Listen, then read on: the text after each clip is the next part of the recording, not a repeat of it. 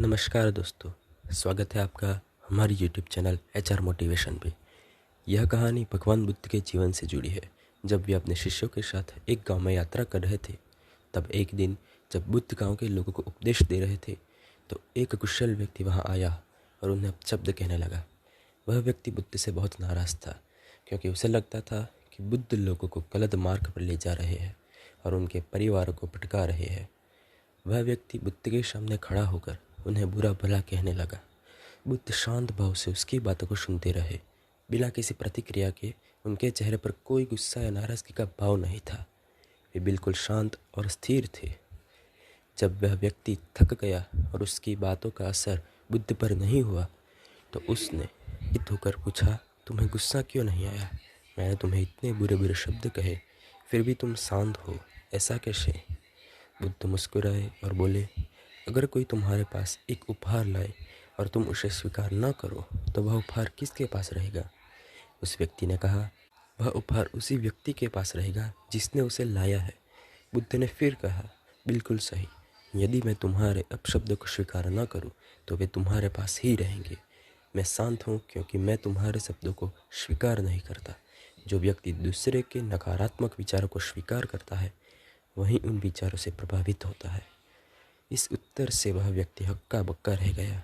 उसने सोचा था कि बुद्ध गुस्से में आ जाएंगे या उन्हें जवाब देंगे, लेकिन बुद्ध की शांति और समझ ने उसकी सोच को बदल दिया।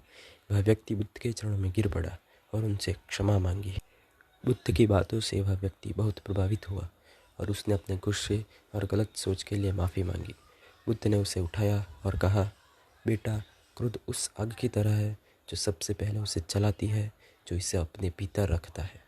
अगर तुमने अपने गुस्से को अपने भीतर पालने दिया, तो वह तुम्हें ही नष्ट करेगा, लेकिन यदि तुम उसे छोड़ दोगे, तो तुम्हारे भीतर शांति और समझ का जन्म होगा। फिर बुद्ध ने अपने शिष्यों और वहाँ इकट्ठा हुए गांव वालों को संबोधित करते हुए कहा, हमारे जीवन में कई लोग होंगे जो हमें चोट पहुँचाने की कोशिश करेंगे, हमें बुरा कहेंगे या हमारा अपमान करेंगे, लेकिन यह हमारे ऊपर है कि हम उनकी बातों को कितना महत्व देते हैं। यदि हम उनके शब्दों को स्वीकार करते हैं, तो हम भी क्रोध, घृणा और दुख से भर जाएंगे, लेकिन अगर हम उन्हें अस्वीकार कर दें और अपने मन को शांत रखें, तो कोई भी हमें हानि नहीं पहुंचा सकता। गांव के लोग बुद्ध की शिक्षा से बहुत प्रभावित हुए और उन्होंने अपने जीवन में इसे अपनाने का संकल्प लिया।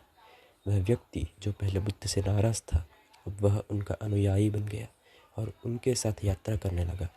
उसने सीखा कि शांति और सुख की असली कुंजी हमारे अपने मन में है और यह हमें तय करना है कि हम किस तरह से प्रतिक्रिया देते हैं। इस प्रकार बुद्ध ने अपने सरल लेकिन गहरे संदेश से लोगों को जीवन में सकारात्मक परिवर्तन लाया। उनकी शिक्षाएं आज भी हमें यह सिखाती है कि हमें अपने मन की शांति को बनाए रखने के लिए दूसरों की नकारात्मकता से प्रभावित नहीं होना चाहिए।